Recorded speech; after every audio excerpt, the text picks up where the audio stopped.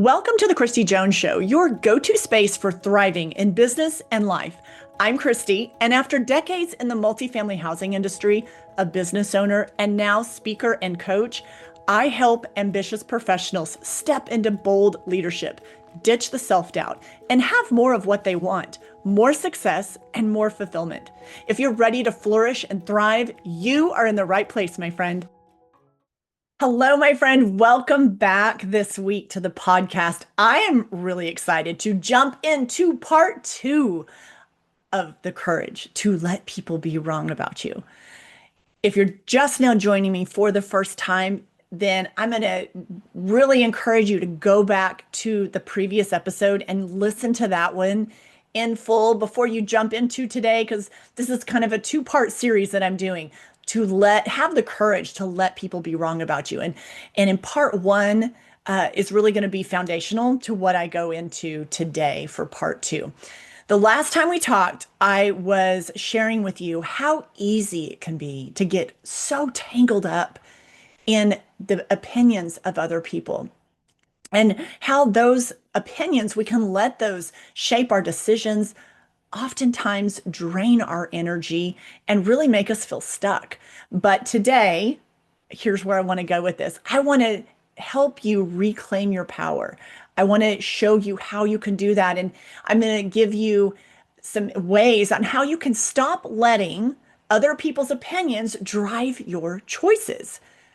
Because at the end of the day, your choice and the choices and decisions that you make, that's waiting on you, not the opinions of others. All right, so let's get into it. Again, welcome. If this is your first time here, I am so glad that you stumbled upon the podcast. Right now, I am dropping 2 episodes a month, so you can find it on Apple, Spotify, and YouTube. So go find it on all the places. Obviously on YouTube, there's the video option. And so whatever works for you, I've got it on all the platforms. I just love that you're here.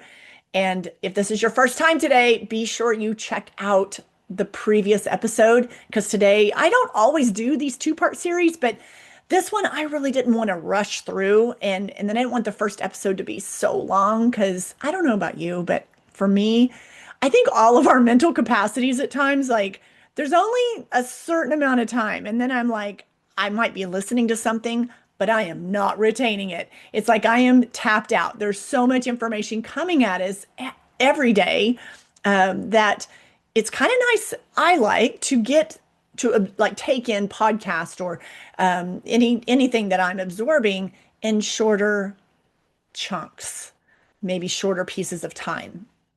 It's more digestible for me. So that's why oftentimes I might break something up into 2 parts, because I don't want to just feel rushed and try to cram it all in one episode. So today I'm going to talk about and build upon the previous episode. And this is part 2 of the courage to let people be wrong about you. Last week, I talked about how when I say that, sometimes it just like automatically gives someone that tense feeling like, oh, because the last thing, the people pleasing might be so woven into your DNA and how you operate on a daily basis that me just saying that makes you feel uncomfortable. All the more reason why you need to be listening to this episode and the last episode before this. Today, I'm going to focus on how to stop giving away that power. Last time I talked about what that might look like, and what, when we are giving too much weight to other people's opinions that really help shape and form our life. If you're a business owner, sometimes you go to too many people for opinions about your company, about your business. But you can apply this either personally or in your professional life, whatever works for you. But this is something that really hangs people up in the progress of their life, the progress of their business. And that's really just that people-pleasing tendency. And they just can't stand to know that someone is that someone's seeing it differently, and you're wrong about me, and you're not seeing it the way I see it. You want everybody on board. So I dove into that last week and what that looks like and how that shows up in your work or in your life. And today I'm going to talk about the how to, like if that's there for you. Okay, so yeah, I do that too much and I that's too much in my life and I don't like how that feels. I want to, go in another direction. I want to change in that area. Today I'm going to talk about that. So I want to talk about how to stop giving away your power. And the goal here is to stop letting other opinions make your damn decisions. Not everyone has understood every decision I have made. That's that's a fact. And it's also very okay. I talked about last episode how, I would say, a fairly young age, just to kind of recap that just a little bit, I have learned through life experiences I learned pretty early not to give a lot of weight to other people's opinions. By the time I was 20, I would say that I had really been through some things that helped me kind of shape the way I see that and was really okay. Um, I used to describe it like being the odd man out or most people going, what, why is she doing that? What is that? Or having super strong opinions about from how I dress to what I was doing with my life. But just I kind of like it just kind of repelled off of me. Now, not all the time. Obviously, I've gone through times where I've let that stuff just get at me too much. But I went through some things at a younger age that I think really equipped me for understanding. And I had great parents. I had so much credit to my mom and dad because they did such a great job at giving me such a wonderful foundation. So when like these things came up in life and I was receiving a lot of judgment from others, it helped me work through that and navigate that. So great parenting coupled with some challenging situations. One I talked about a little bit in the previous episode that really equipped me to be resilient and understand that like the opinions of others just doesn't matter. So I feel like I kind of settled into that at a fairly young age and continued to develop that as I went through my 20s, 30s, 40s, and then here I am in my 50s. And and yeah, it's really easy for me now. Really, really easy. So the goal is to stop letting others' opinions really make your decisions or form up, have too much weight, have too much weight and take up way too much airtime in your brain. It will wear you out. So in my life, yes, clearly not everyone has understood every decision I've made, and I've been very okay with that. Um, I did talk about that more in the last episode, so go back and listen to that if you missed it. I feel that freedom isn't getting everyone to agree with you. I believe that freedom is knowing that they don't have to. That is think about that. Just like say that to yourself. That freedom isn't getting everyone to agree with me on what I'm wanting to do or where I'm wanting to take my life or what I'm wanting to do in my business. If you're an entrepreneur, listen up. This is so key. It's not getting everyone to agree with you. Freedom and feeling like that, just sense that openness, that freedom, that like drop your shoulders and take a breath. It's knowing that they don't have to. They don't have to agree with what you're doing, with the direction that you're going. That should feel really good. To me, that is what true freedom is being okay, even when they're not on the same page or they have a really strong opinion about something. That's totally fine. I talked about last episode how we can get trapped in that space by the opinions of others. And so today I really want to focus on how to break free from that. So, um, first things first, we're going to talk about shrinking the opinions of others. And if you're going to shrink the power of the opinions of others, that look at it like you're shrinking one side of it, and then it is allowing you to grow and expand your capacity. When you stop worrying about their opinions, you reclaim your mental and also your emotional energy. I think oftentimes we discount the importance of that mental and emotional energy.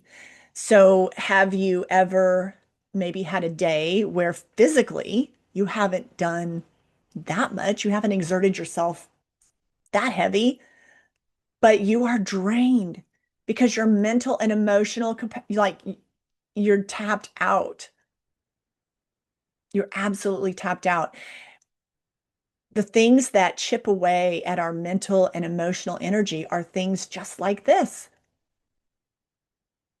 So when we stop worrying about the opinions of others, you reclaim that for yourself. You just like put gas back in the tank in your mental and emotional energy. So a good place to start is for you to ask yourself, where am I losing energy by trying to manage what others think? To manage what others think about me, to manage what others think about my business. Like I said, if you're a business owner, entrepreneur, um, where am I losing energy by trying to manage what others think of maybe you've got a big change going on in your personal life. Maybe you're walking through a breakup or a divorce. Where am I losing energy by trying to manage what others think? That is the place to start, is right there, asking yourself that. If you're up against an important business decision, oftentimes, sometimes if you're going to too many people and you're just like you're seeking advice and wanting their opinions, and you don't have like a mentor or a trusted source that has actually walked the walk, done the thing. I'm not talking about hypothetical teaching from a book, from theory. I'm talking about somebody who has done the thing.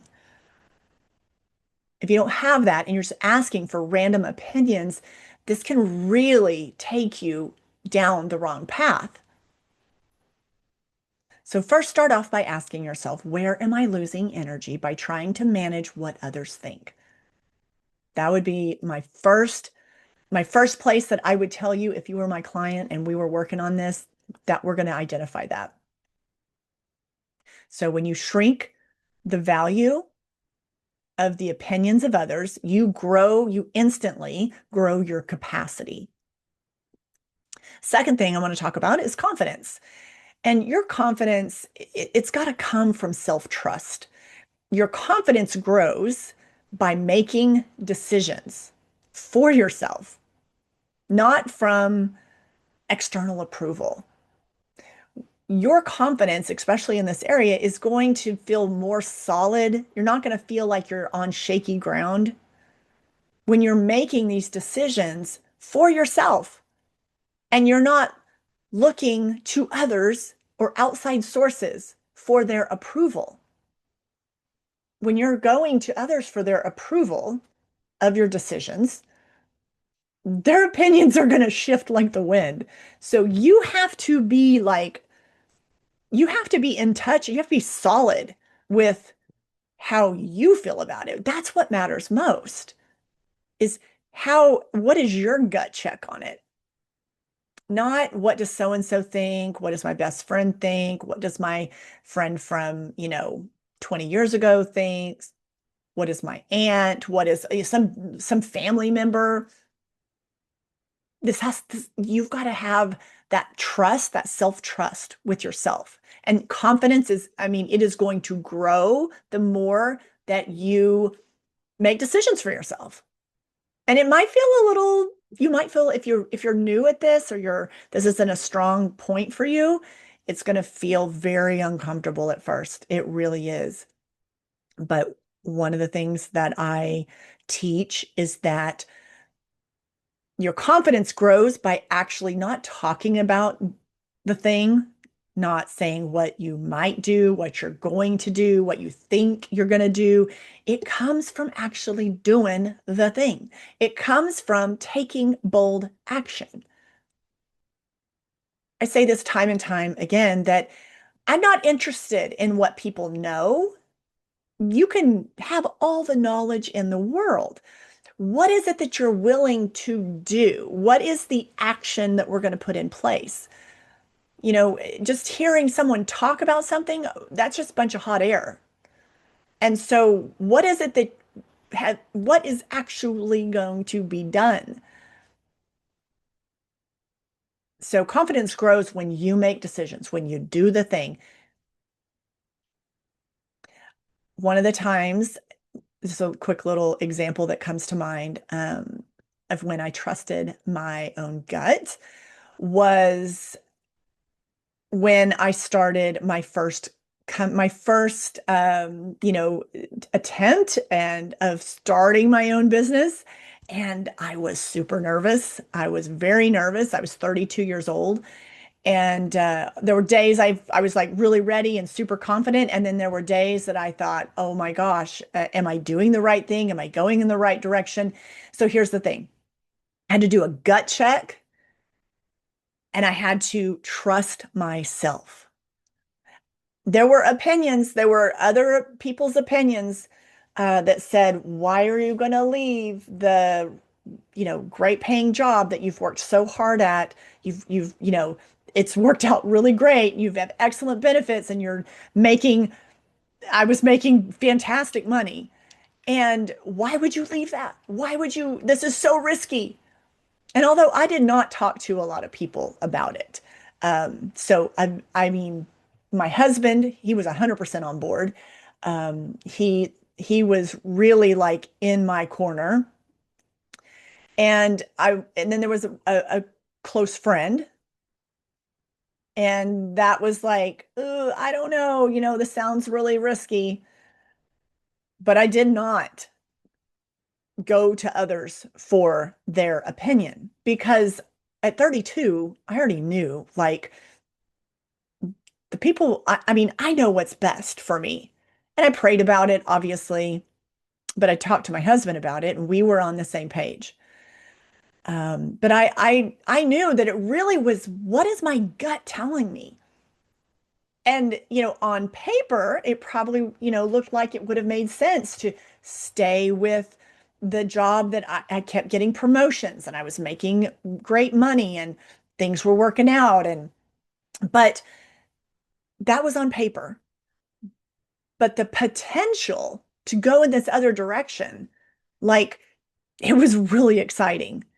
And then I would be in charge of how, that was going to be my responsibility for the amount of money that I would make or the way I could grow that business, what was possible, the opportunities that I could give to other people as I was able to hire and build a team. So I felt my gut said, do it, go. Even though, I mean, especially like right after I put my notice in and I had talked to the CEO at the company who I had a good relationship with. I mean, in a business sense, and was giving an ample notice, willing to train someone for the spot I was leaving, willing to negotiate like how much time they would, for me to train somebody and get things set up. I mean, I wasn't just like, hey, here's a 2 week and I'm out. But the words that he said, and maybe you've heard this story before, and this is parts the story I share in much more detail in my keynote, in one of my examples, in one of my keynote speeches. But I mean, he just straight up looked at me and said, leaned across the desk and just said, "You will fail. You're making the biggest mistake. And if you walk out that door, you're making the biggest mistake of your life." As I was standing at the door with my hand on the handle of the door, I thought, oh God, that was a vote of confidence. That felt great. And he was very, I didn't expect like pop the balloons, streamers, woo, all of that when I was delivering the news I was delivering. But it was a very, respectful conversation and a business conversation. And, he kind of took it to an area that was just, I mean, I've had people leave and that have worked for me and they're going to start a business or they're going to go do something else. And I am always cheering them on. And I am like, go, yes, yes, good for you. Like, so I'm encouraging. So I know I can't relate to saying the things that he said to me and then the way he said them. I've had plenty of people over the years. I've been in business. I mean, I've been in, we're talking 30 years. I've had plenty of people in that time that have decided to go in a different direction, maybe become an entrepreneur, do their own thing, go to work somewhere else, change careers entirely. And I've always been happy for them, encouraged them. So no, I don't understand that at all, but that's how my day went that day. And yeah, it really, I mean, it was just one of those, it wasn't the motivational boost of confidence that I was hoping for, but I had to trust my own gut. So the confidence came from self-trust. I had to trust myself, and I did, and I have absolutely zero regrets on that. Best decision I ever made. It was best decision. The next thing to help you on what to do, how do I have the courage to let others be wrong about me is just to let them and you keep moving.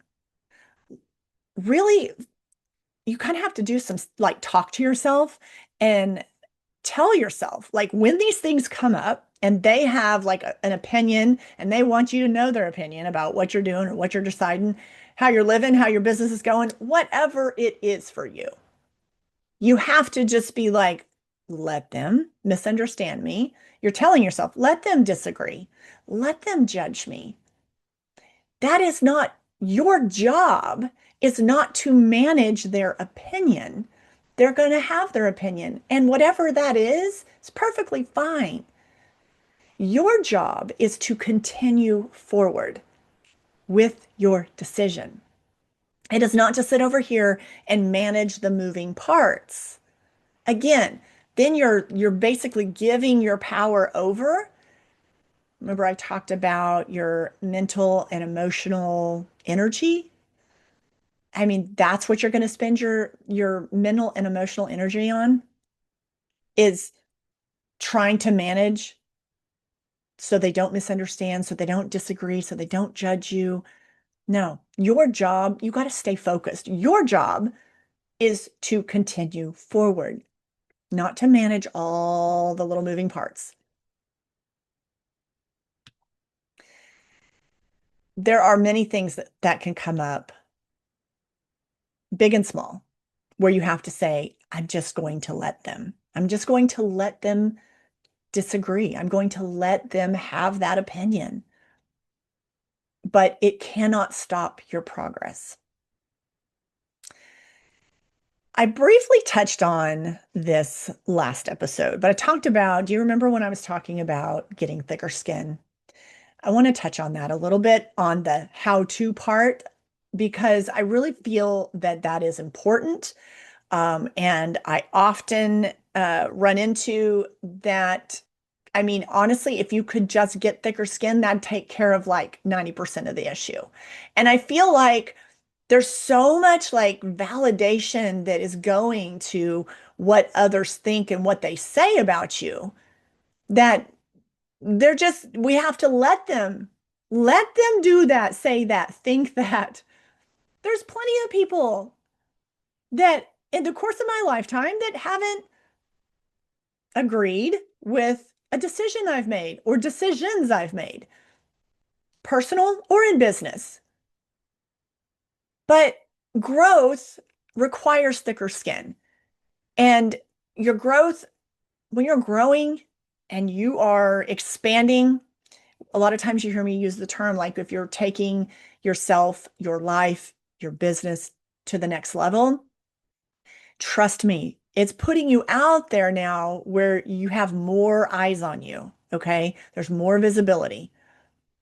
And if you notice as you move through life, or really it's not so much on your, it's not an age thing. It's maybe just like what's going on for you right now in your life, where there's a lot more eyes paying attention to what you're doing for whatever reason. And when you become more visible, the opinions come out of the woodwork. So you have to understand that, and don't be shocked that as your life evolves, as you, like I talk about, I use the term next level, you might call it something else, but as you are growing and expanding as a person, as if you're an entrepreneur or a business owner or in your career, like you're expanding and growing and you are stepping into that next version of you, you are becoming more visible. And trust me, with more visibility comes more opinions. So instead of trying to avoid the criticism, or not always criticism, but instead of trying to avoid their opinions, I want you to focus on you building your resilience. Do you see how that shifts? So instead of trying to avoid the criticism that one might give you, or trying to avoid hearing the opinion or the, maybe quote, they call it feedback, instead of trying to avoid that, because oh, that's going to feel uncomfortable, that's, thicker skin, just keep thinking thicker skin. Think of skin like an alligator. All right, I don't know, when I think of an alligator, I think that is one thick skinned animal. I mean, it seriously, it looks rough and tough and it's thick. So think thick skin. Why am I going to let this criticism or these words or this feedback, why am I going to let this hold so much weight and value? So when those moments come up, instead of wanting to like avoid conversation or hearing their opinion, or someone's, giving you criticism on something, I want you to like flip the script and I want you to focus on, this is an opportunity for me. I am building resilience right here and now. I'm building resilience. That has a positive feeling. That has a, like, for me, that sounds very like full of energy. I am building resilience. And trust me, I've been through a lot of those moments where I'm like, oh my God, here's the time. I'm building resilience. But I'm so thankful for all the times, the criticism, the harsh opinions. I honestly, I'm at a point in my life where I welcome it. I absolutely welcome it, because I don't know if people really know, but when they're dishing that out, whether I'm not, and it's not necessarily they're trying to do it in a mean-spirited way, it's just they feel like they're doing you a service and they're being helpful. But honestly, it is giving you the opportunity to build your resilience. I am like I'm so thankful for all the times I've had the chance to build my resilience, because where I feel now is I feel extremely resilient, extremely resilient. And that is such a freeing feeling. There's just not a lot to fear. I believe that anyways. I don't believe there's really, I don't know why we fear things, because half of the stuff we sit around and, are fearful about or worry about, it hasn't even happened. It is just our monkey brain mind going to work. We worry about things that haven't even transpired yet. So all we ever have is the present moment. It's right now. So the fear thing is, we just make all that stuff up in our head. So thicker skin, instead of trying to avoid criticism, trying to avoid their opinions, I want you to look at it as an opportunity for you to build resilience. That's all it is. That's all it is. So let me give you, as I wrap up, I love, love, love, love to give you some real concrete things that you can do or apply instead of like, okay, I heard all this. I don't, okay, now what do I do? What's something I should do? Because, I'm all about action. So we're not just going to talk and be like, oh, all this sounds great in theory. It's what we do, it's what we put into action. So let me give you some, we'll call them break-free steps that you can put to work for yourself. This week, consider setting one boundary without explaining it to anybody. Set one boundary. Just set a boundary. Just decide today. You know what? Going into this next week, this is a boundary. And I'm not saying, like, a lot of times when I say this, people take it like, oh, it has to be this huge thing. It has to be this big, big boundary, and I have to make a real big point of it. No, it's not what I'm talking about. Okay, set one boundary for yourself without explaining it to anyone. Maybe, I mean, the boundary could be in regards to your time. That boundary could be in regards to um, something you do or don't do. The boundary could be something that you have to really put on yourself. Like, my boundary this week is I'm going to go to bed at this time, regardless. I'm not going to stay up till 11 o'clock scrolling, watching TV, whatever. I mean, and you don't have to make an announcement about it. You don't have to explain it to anybody. So I want you to set one boundary for yourself this week. Maybe there's something at work that you need to create a little boundary on for yourself, for your well-being. So just decide what that is. Pick one thing for this upcoming week and just do it, and don't explain it to anybody. Second thing, make one decision without asking anybody for feedback. And no, probably not when you're going through the drive-through at Starbucks, how you want to order your coffee. I mean, if you're consulting with people on how you should get your coffee, that's like a whole nother level of needing people's approval. But really think about, like, what is a decision that's been on the plate that I need to make, and I'm going to make it, and I'm not going to ask anybody for their feedback. So make one decision this week without asking or seeking feedback. Third thing would be to reflect and ask. This is a good journal. This is really good for journaling. Like, if you like to spend some time, a little pen and paper. If you are a typer and journal, that's fine too. I'm a pick up the pen and like write in a notebook type of person. But take a moment and reflect. What would I do? What would I do? And I'm a big believer in time frames, not what would I do by the end of 2026. No. What would I do this week? So we're looking at a week, okay? All these things I'm talking to you on, these break-free steps, 1 week. 1 week. What would I do if I didn't worry about what they think? What would I do? What is that for you?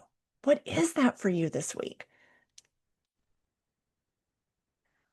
I want to encourage you to step this week into one bold action without needing any validation. No validation required this week. One bold action. What is that going to be for you? I would absolutely love, love, love to know if something just popped into your brain right now when you heard me say those words.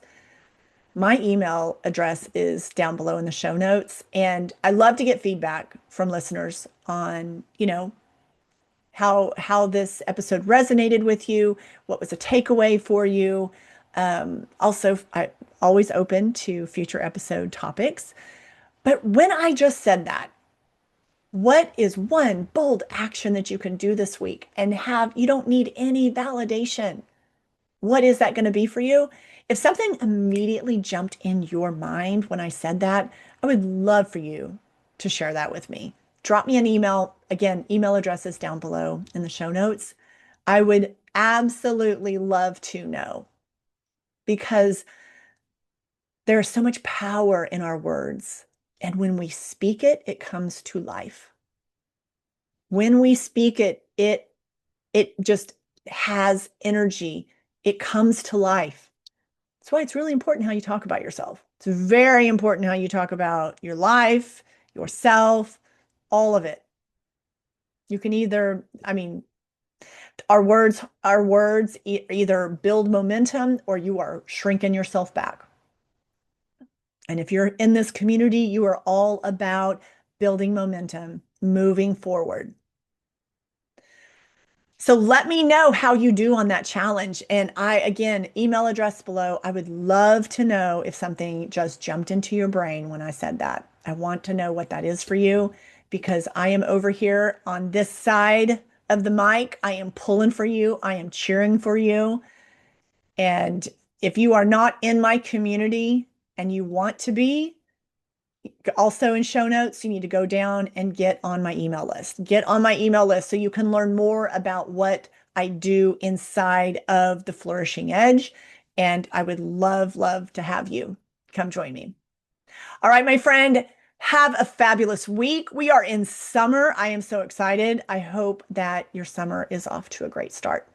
Until next time, go flourish and thrive. I'll talk to you soon. Friend, thanks for tuning into the podcast today. Take a moment and share this episode with that one or two people that you thought of as you were listening to today's episode. And I would love your quick review. It would mean the world to me for you to drop a review here on the podcast. And don't forget to follow and like the show so you never miss a beat on how to thrive in business and life.